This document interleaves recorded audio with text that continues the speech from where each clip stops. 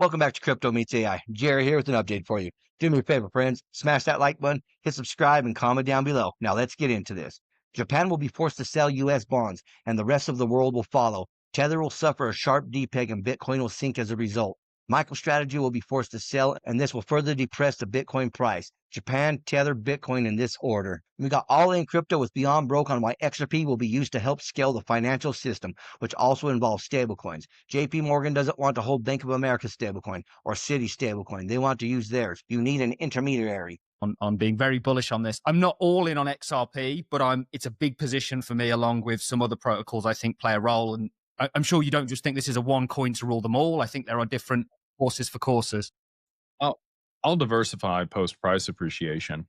I just think that owning this asset in particular, after it gets a tier 1 asset designation by the BIS, it's going to give you the best leverage and easiest returns. And then you're able to diversify and take advantage of things that didn't move as aggressively during the end of this cycle here when the stuff gets adopted, because it's all about to get adopted. That's going to be the Cambrian explosion, is when we see the implementation of these protocols at scale. And like you said, some of these protocols end up being the base layer or foundation for global commerce. And if you're invested in those networks, you're going to do extremely well. And I want to circle back on the Nostro Vostro problem that you pointed out just a moment ago. Many people think stablecoins are going to solve that issue. They will just exacerbate it. Banks don't want to hold the counterparty's currency. And if each bank's issuing their own stablecoin, JP Morgan doesn't want to hold Bank of America's stablecoin or Citi's stablecoin. They want to use theirs. They're self-incentivized to do so. So you need an intermediary. You need a DEX that value can flow through and settle to the counterparty in whatever currency they want to receive on the other side of the transaction. And that does unlock the $27 trillion that's locked up today in Nostro Vostro accounts that could then be distributed and used for other means aside from pre-funding in bank accounts all across the world in separate currencies. Yeah. I have heard of XRP and its adoption being a kind of catalyst for a global economic boom because of the efficiencies unlocks that it may bring. And then we did speak earlier about how this world that we're moving towards is a very different one. From a market point of view, I think XRP is one thing in conjunction with AI and probably a number of other things that's going to potentially enable all of that. Like we've said many times before on this channel, you're always going to need that neutral bridge asset. The liquidity compression flywheel has begun. XRP is quietly becoming the first digital asset with a self-reinforcing liquidity engine that combines macro-scale inflows with protocol-level utility. This is not speculation, it is mechanical. Here's the structure. 1. ETF inflows begin the compression. Regulated ETFs are absorbing XRP at a steady pace and removing it from the liquid float. Once inside these structures, units are rarely sold. They become long-term custody assets, not trading inventory. This is stage 1 of the float reduction. 2. Exchange reserves shrink. As ETFs accumulate and market makers reprice liquidity, exchange balances trend lower. Less inventory on exchanges means thinner sell walls and higher sensitivity to demand. Price becomes more reactive and more efficient. This is stage 2 of compression. 3. RLUSD corridors add real settlement flow. Ripple's regulated stablecoin creates predictable on-chain liquidity cycles. RLUSD to XRP to fiat flows generate continuous demand pressures that are unrelated to speculation. Banks and enterprises prefer settlement assets with predictable throughput. This expands structural XRP usage, stage 3 of compression. 4. ZK identity infrastructure unlocks enterprise-level utility. DNA protocol and similar ZK layers allow identity verification, access control, and compliance checks without revealing data. This enables financial institutions to use XRPL for high-value flows with full regulatory alignment. Each ZK verified action settles using XRP as the underlying rail. Stage 4 of compression, utility-driven demand. 5. Institutional custody finalizes the flywheel. When banks, treasuries, and asset managers hold XRP in regulated custody, the circulating float becomes fragmented and permanently reduced. More locked supply means every marginal unit must be purchased in thinner markets. This mathematically forces price revaluation. The macro forces remove supply. The microstructure amplifies slippage. The settlement rails create constant utility. The ZK stack opens the enterprise gates. Custody locks the float. Put this together, this is the liquidity compression flywheel. It only spins in one direction. It only ends one way. XRP is becoming the first asset where regulated inflows, collapsing float, institutional custody and ZK-based utility merge into a single compression cycle. When this flywheel reaches full speed, price doesn't rise gradually. It reprices violently. Scott Bessent. The Fed is turning into universal basic income for PhD economists. I don't know what they do. They're never right. If air traffic controllers did this, no one would get in a plane. My worry is that the Fed is turning into universal basic income for PhD economists. Right?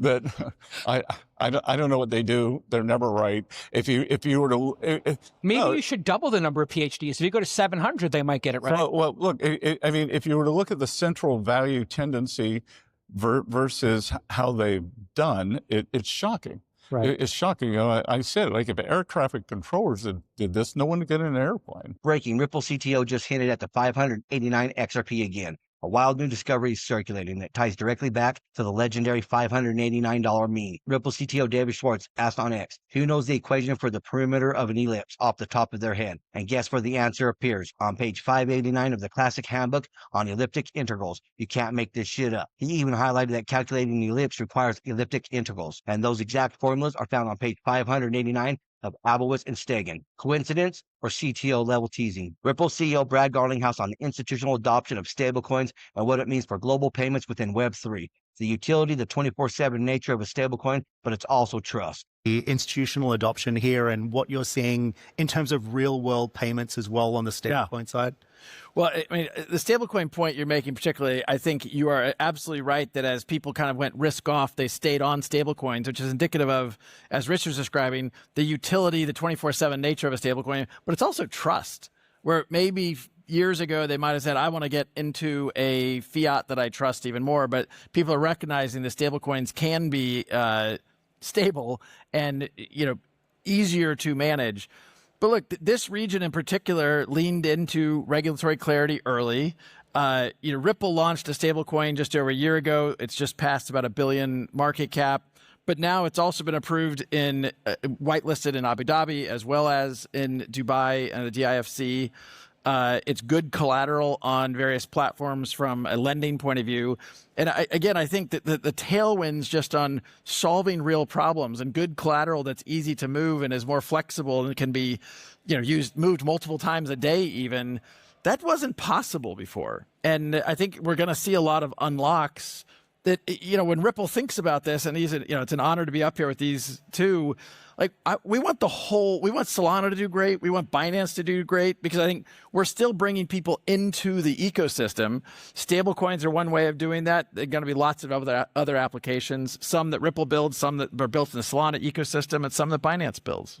You notice how Brad Garlinghouse doesn't ever seem to be worried about any other blockchain or stablecoin or cryptocurrency out there. The confidence they have in the XRP ledger is unlike no other. They welcome the competition. They don't try to hide it or push it away. XRP will benefit most from a massive DLT ecosystem. And last up, look at Jamie Dimon promoting blockchain tokenization and stablecoins. This confirms crypto has won, my friends. We moved $16 trillion the other day.